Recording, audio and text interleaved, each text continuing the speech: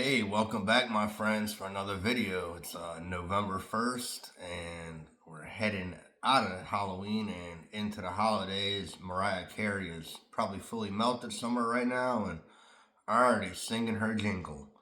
Anyhow, I want to give a shout out to the new subscribers from Canada and the new subscribers from the UK. I appreciate you guys very much. Thank you for tuning in.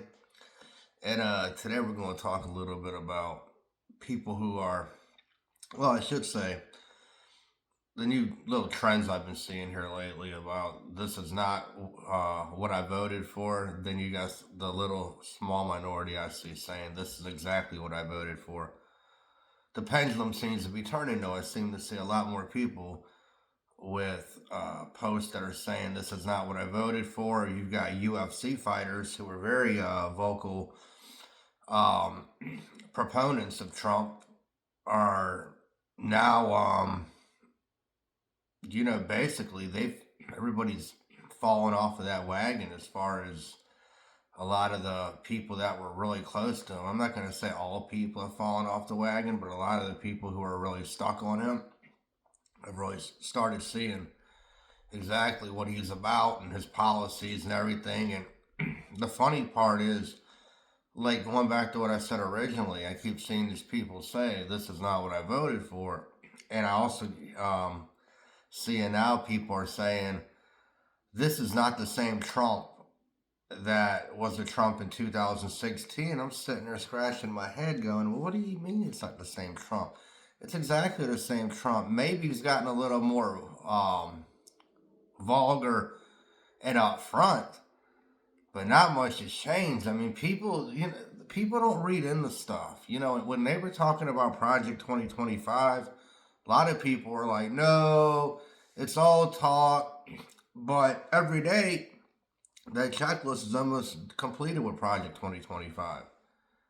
And they basically, the writing's on the wall for people, and they choose to walk right by it as they're looking at it, and then it happens, and then they're surprised that it did. And that's a problem. When you've got people who are ignoring actual facts and saying, oh, that's fake news, it's not true, and then it happens, and then especially if it happens to them personally, well, all of a sudden it's, oh, let's rise up, let's do something.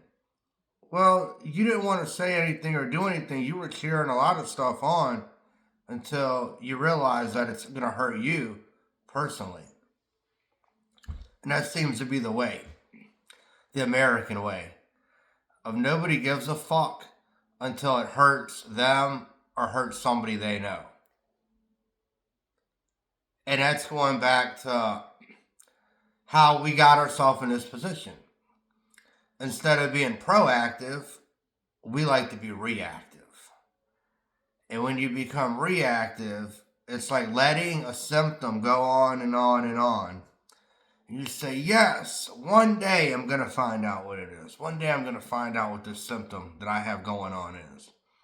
And you wait, and you wait, and you wait, and the symptoms get worse until you finally go in there and they tell you, if you would have came in here sooner, we could have gotten the cancer, but now it's spread. Well, that's pretty much the mentality of how Americans think. Instead of taking care of the problem when it's small, Americans like to wait for the problem to get bigger and bigger and bigger until they finally decide to do something about it. And I'm talking about the government. Anybody will tell you, if you want to get anything passed to the government, it's kind of like turning an aircraft carrier. It takes a long time to turn it around once it's been going on a path.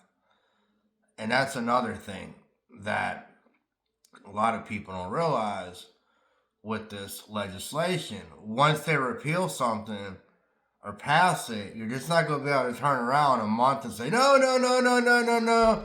I don't like that. We got to change it. Well, you know how long it's going to take to change it? ACA's been going on for about 15 years now. That should give you a little bit of